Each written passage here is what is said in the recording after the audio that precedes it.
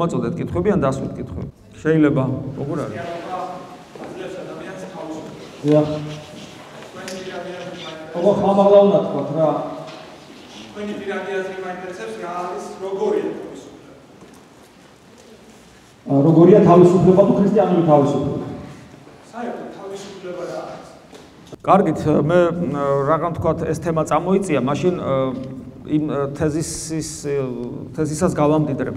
საერთოდ თავისუფლება ქრისტე განმარტავს თავისუფლებას, ძალიან საინტერესოდ, ამას თავის დროზე ჩვენ რა თქმა უნდა შევეხებით და ძალიან საინტერესო იქნება.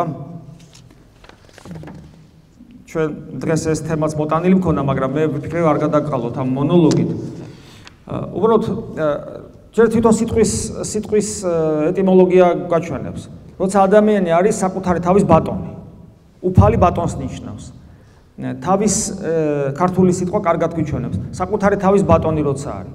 ანუ ჩვენში არის რაღაც ისეთი, რომელიც შეიძლება იყოს დამონებული. და თავისუფალი ნიშნავს ამ მონობისაგან გათავისუფლებას. და ოდესაც უფალი ქადაგებს ერთ-ერთი რაც მას მოაქვს, ეს არის თავისუფლების იდეა. ოღონდ ისეთი, რომელიც სამყაროში ცოტა უჩვეულად არის და არ ჩანს. და როდესაც ის იუდეველებს ესაუბრება თავისუფლებაზე, იუდეველები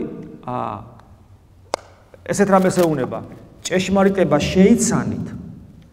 შემდეგ სხვა ადგილას ამბობს, რომ ჭეშმარიტება მე ვარ.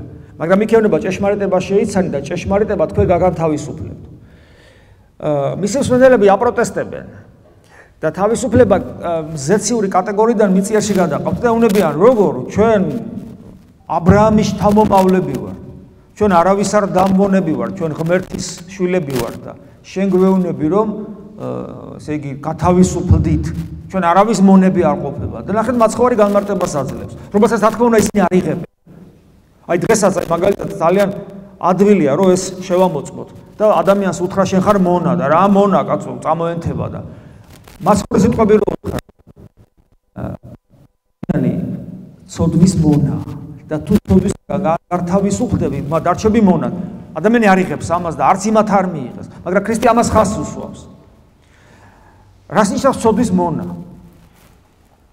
ადამიანი ერთი მთლიანი არსებაა უბრალოდ ერთთლიან არსებად არის შექმნილი მაგრამ ღმერთსო დაცილდა ამას ქვია ცოდვით დაცემა ქრისტიანობა გვასწავლის რომ მისი ბუნება დაზიანდა მისი ბუნება რომ დაზიანდა ის არა მარტო ვთქვათ სული და ხორცია ასეც ვთქვათ სადაც ერთმანეთს უპირისპირდება ხანდახან სულიერი და ხორციელი მიდრეკილებები არამედ უფრო მეტის ადამიანის სული და ხორცი ეკუთვნის მის პიროვნებას ანუ ადამიანური ინდივიდი ეკუთვნის ადამიანურ პიროვნებას. ადამიანური პიროვნება მოიცავს ადამიანურ ინდივიდს. ამიტომაც ვამბობთ ხოლმე ჩვენ ჩემი თავიო, ჩემი ხელიო, ჩემი გულიო, ჩემი ტვინი და ჩემი სული.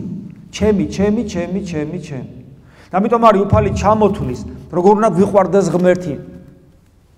ჩამოთვლის მთელი ჩვენი გონებით, არსებით, ძალით, სულით, გულით, ანუ ყველაფერი რაც ჩვენ გვაქვს, იმით უნდა გვიყვარდეს ღმერთი, იმიტომ რომ ეს ყველაფერი ჩვენია. და ქრისტიანული თავისუფლების არსი მდგომარეობს იმაში, რომ ეს ყველაფერი რაც გვაქვს ჩვენ, როგორც ხორციელი, სულიერი, პიროვნებას დაემორჩილოს, თუ პიროვნება არ იყოს მონა აი ამ მიდრეკილებებისა, რაც მიდრეკილებები ჩვენ შეიძლება არსებობდეს. ჯერ ერთი რომ გული ერთ სიტყვს ხანდახან და გონება სხვა რამეს გეუნება და კუჭი გეუნება წადი ჭამე რა დროს ახლა ეგენია და სული კიდე საერთოდ ხანდახან ძალიან დემონურ მდგომარეობაშია და ხან ისეთი აზრები და განცდები მოდის რომ უბრალოდ ნებისმიერ ეთიკურ ნორმას არ ღვევ და არ გინდა ეს გააკეთო და დაშლილი ხარ შინაგანად და ვერ იმორჩილებ ამას და თავისუფლება ნიშნავს რომ ეს ყველაფერი შენ გემორჩილება აი ჩვენ გაგვიგია ქრისტიანული მარხვა რა როდესაც ადამიანი ცდილობს და გადადგას ნაბიჯი აი მიმართულებით რასაც საკუთარი თავის დამორჩილება ქვია და იწყებს ყველაზე ადვილით კუჭით თუ კუჭს აჯობე მე კიდე სხვა რაღაცებს აჯობე საბოლოო ჯამში ეს მე ქრისტიანობა გვასწავლის და ჩვენ პრაქტიკულად ვხედავთ რომ ეს შეუძლებელი ხდება საკუთარი თავის დამორჩილება თუ შენი პიროვნული არჩევანი როცა კეთდება საკუთარი ბუნების ნებელობასა და ღმერთის ნებას შორის თუ შენ პიროვნული არჩევანი არ გადაიხრება ღმერთის ნების სასარგებლოდ თუ ეს არ გააკეთე და ღვთის ენერგია თუ არ მოვიდა შენს დასახმარებლად, როგორც წესი შენ ბოლომდე რჩები დეტერმინირებული შენს ბუნებაში. და თავისუფალი ვერასოდეს ვერ ახარ და ეს მე უკვე ყოფით ცხოვრებაში წვლინდება. ეს ძალიან ზოგადად. რაც შეეხება ქრისტიანობას, მე მაინც ესე იგი ამ ადგილას კიდე თავის დროსაც გეტყვით. აი ნახეთ, რომელი რელიგია გეგულება თქვენ, რელიგიური მოძღვრება, რომელი გეგულება თქვენ, სადაც ამდენი უბრალოდ მოდი ესე ვთქვა, რომელ რელიგიურ მიმდინარეობაში არის ყველაზე მეტი სექტა თუ კონფესია? ქრისტიანობაში. საინტერესოა, ხო? ყველაზე მეტი. რამდენიმე ათასობით არის მოკლედ ეს. და თვითონ სახარებაში ნახეთ საოცარი ადგილი. უფალი ეუნება ისეთ უცნაურ რამეს, რომელსაც არათუ იუდეველი, რომელსაც ცხოველის სისხლის დალევაც ეკძალება, არამედ ერთერთი ჩვენთაგანი ამას ვერ აიტას, იმიტომ რომ ისინი ხო ქრისტე რომ თან ღმერთია ხო არ იციან, ისინი ხედავენ ადამიანს, რომელიც მოძღვრობს და ასწავლის და უცებ ის ვინც მოძღვრობს და ასწავლის ეუბნება, ჩემი ხორცი და სისხლი უნდა შეჭამოთ. და თქვენში დაიწყება მარადიული სიცოცხლე. ბუნებრივია, რომ ეს გამოოგნებელი სიტყვებია და მრავალი მოწაფე ტოვებს, მოწაფე, არათუ უცხო ადამიანი. და შეწუხებული მოციქულები მიდიან და ეს ცლივ შემოვიკრიბეთ ეს ხალხი. და მოწაფეებმა დაკტოვეს, მოწაფეებმა. რა უნდა ყოფილიყო ბუნებრივი რეაქცია ქრისტეს? თომას ხას უსვამთ ესე ამ ეს პირველად არ ვამბობ ამას, ხშირად ვიმეორებ. ბუნებრივი რეაქცია რა უნდა ყოფილიყო? თქვენ ვერ გამიგეთ მე ისეთ თქმა მინდოდა. დაუძახეთ, აუხსნი. ან უკიდურეს შემთხვევაში ისინი ვინც ამას ეკითხებიან, უახლოესი მოწაფეები, მათ შორის პეტრე და იქ 12, იმათთვის მაინც აეხსნა. და უფალი ნახეთ რა საოცარ ამას ეუბნება, თქვენც ხო არ წახვალთ. ნახეთ, ღმერთი მოდის ადამიანად იმისათვის, რომ რაც შეიძლება მეტი ადამიანი მოიზიდოს, როცა ავმაღლდა ზეცად ყველას მოვიზიდა ვარცხმაზე საუბრობს, ანუ მისი მიზანია რომ ყველა ადამიანი მასთან მივიდეს და მარადიულად იცოცხლოს და იბედნიეროს, მისი სურვილია მე მინდა რომ სადაც მე ვარ თქვენც იქ იყოთ, მაგრამ ამავე დროს აი ამის რეალიზებას ნახეთ როგორ აკეთებს. მაქსიმალურ თავისუფლებას განიჭებს. რომ როდესაც ისეთ რამეს გეუნება, რასაც ადამიანური არსება კი არა ვერაფერი ვერ დაიტევს, ის გაძლევს არჩევანის შესაძლებლობა. შენ თუ ეს არ გინდა და ვერ იგებ რა, ბუნებრივია რომ ვერ იგებ და თუ ამის გამო არ გინდა, შეგიძლია წახვიდე. ასე რომ ამ კუთხითაც ჩანს რომ ქრისტიანობაში უბრალოდ მაცხოვრიდან გამომდინარე თუ თქვათ რომელიმე სასულიერო პირი დაამახინჯებს ქრისტიანულ მოძღვრებას და ქრისტეს მოძღვრებას, ეგ მისი ცოდვა იქნება, მაგრამ ქრისტიანობა რა გამომდინარეობს ქრისტეს მოძღვრებიდან, ქრისტე თავად აბსოლუტურ თავისუფლებას ანიჭებს. თავისუფლება იმდენად ყველაზე ძვირფასი ადამიანში რაც არის, ეს არის თავისუფლება, იმიტომ რომ მხოლოდ თავისუფლებით ხდება ადამიანი, მხოლოდ თავისუფლებით შეუძლია ადამიანს აი გააკეთოს არჩევანი ღმერთო შენ მიდიხარ, მხოლოდ თავისუფლებიდან გამომდინარე შეუძლია ადამიანს უყვარდეს. და მხოლოდ დიდი თავისუფლების მქონე ადამიანი, რომელიც ხარისხით ისეთია, რომ დედამიწაზეც ვერ ეტევა, ეს ადამიანში ეს ისედაც დევს.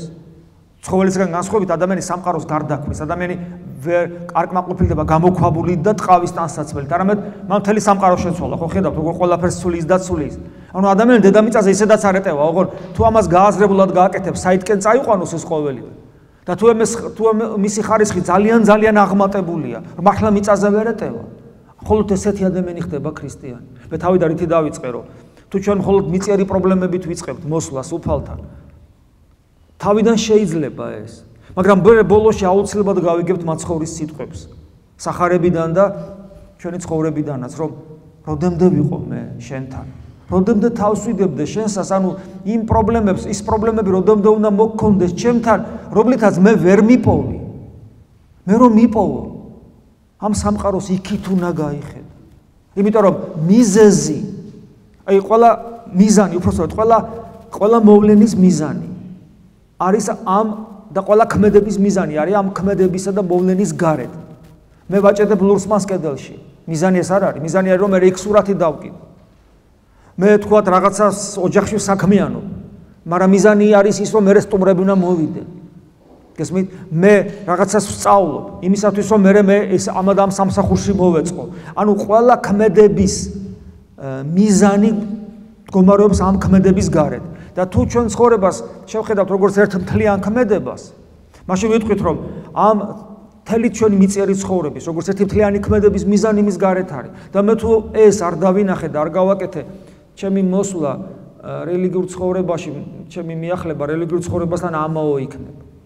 იმიტომ რომ კიდევ ვიმეორებ, ადამიანი თავისუფალია თავის არსით იმდენად, რომ ის არ შეიძლება მიწიერით შეიზღუდოს. თავად განსაჯეთ, აბა, აი წარმოედგინეთ რა არის ჩვენი მიწიერი ცხოვრება. მე ესეთი ფაქტობრივად ეს რეალურად არავის არ გაუკეთებია, იმიტომ ყველა ხდება რა მდგომარეობაში აღმოჩნდებით, მაგრამ ეს ამბობ ხოლმე, ეგ აიღვიძე, გადაწყვიტო ერთი კვირის განმავლობაში გააკეთო შენი ცხოვრების, მიწიერი ცხოვრების ყოველწამიერი, ყოველწუთიერი დღიური. გავიღვიძე, ცნობიერებაში გაჩნდა ეს აზრი, ჩაწერე. მე თვალები გავახილე, მე გავიზმორე ბოდიში ამ სიტყვაზე, მე ლოგინდა წამოვდექი, მე კბილები გავიხეხე, მე წყალი დავლიე, მე ჩავიცვი, მე ვისაუზმე, მე და რაღაცა კი შეიძლება იყოს იქ, თქვათ, იქ შვილს დავხედე და გულის სითფოთი ამებს ესენიც იქნება, რა თქმა უნდა, მაგრამ უდიდესი უმრავლესობა იქნება ისეთი რაღაცით სავსე და მე რომ ერთ კვირიან დღიურს რო გადახედავ ყოველწამიერს და დაინახავ შიშველ ფიზიოლოგიას და თუ რამე არის არაფიზიოლოგიური ისიც მიწას უკავშირდება კარიერა მაგალითად და რაღაცა შენი პატების მოხვეჭა და ნუ რაღაც ესეთი მიწიერი ხო შეიძლება იქ იყოს კიდე ცოდვებიც და ასე შემდეგ და მე რო გაიაზრებ რომ ეს ერთი კვირა კი არა მთელი 100 წელი გაცოცხლოს ღმერთმა და 100 წელი სულ ეს იქნება და შეიძლება რომ გული გაგისკდეს და ნუ თუ ამისთვის დავიბადე იმიტომ რომ მე ხო მთელი სამყარო ვარ ჩემში ხო არის ის რაც არავისი არ არის არც ყოფილა არც იქნება იმიტომ რომ თითოეული ადამიანი აბსოლუტურად უნიკალურია და ეს უნიკალურობა ამაში უნდა გაითქვიფოს და ადამიანს უნდა ამის გათავისუფლება და აი როგორ გათავისუფლდეს ეს უკვე სხვა თემაა და ქრისტიანობა ამას გვასწავლის ანუ კი არ მოიკლა თავი და ყელი კი არ გამოიჭრა იმიტომ რომ ზოგს გონია რომ ქრისტიანობა არის არსებობს ესეთი ფილოსოფიური კატეგორიები იდეალიზმი და მატერიალიზმი ხო ზოგი ფიქრობს რომ არის მატერიალიზმი თქო მარქსიზმი და ასე შემდეგ და არის იდეალიზმი და მათ შორის ქრისტიანობა ეს არ არის სწორი ქრისტიანობა არ არის იდეალიზმი ქრისტიანობა არის შეიძლება ითქვას წმინდა მატერიალიზმი ან მატერიალ იდეალიზმი ორივე ერთდროულად არის და ამის დასტურად შეიძლება ასე ითქვას რომ ამის დასტური ერთ-ერთი მთავარი დასტური ის არის რომ ღმერთი ტრანსცენდენტული სამყაროს მიღმერი მოვიდა ჩვენთან მოვიდა და ადამიანური ხორცი მიიღო და მეორე ამის დასტური ის არის რომ ქრისტე აღსდგა ხორცში ანუ ღმერთი და ხორცი გაერთიანდა ეს ნიშნავს რომ ქრისტიანობა დოქტრინალურად ვერ უარყოფს მატერიას მისთვის მატერია წმინდა ის როგორც სული წმინდა გესმით მატერია ჩვენთვის წმინდა ამიტომ ეს ცხოვრებაც წმინდა ეს სამყაროც წმინდა ამომავალი მზეც წმინდა საკუთარი პატარა შვილი რომელიც შეგეძინება ესეც წმინდა ყველა გარდაცვლილი ადამიანის სხეული წმინდა ქრისტიანისათვის იმიტომ რომ მატერია წმინდა იმიტომ რომ მატერიას ღმერთი ჯერ ღმერთის ქმნილებაა და მე ღმერთის შეეხო და თავის არათუ შეეხო თავის წიაღში მიიღო მაგრამ ის რაც ჩვენ არ მოგწონს არის მატერია დაცლილი ღმერთისაგან და აი თავისუფლება სწორედ აი ღმერთისაგან თავისუფლება არის გათავისუფლება იმ სულისაგან სადაც ღმერთი არის წეღარო თქვი რომ ისა თქვენ გულში არის ღმერთი და არა ხო და ეშმაკიც იქ არის აი ამის გათავისუფლება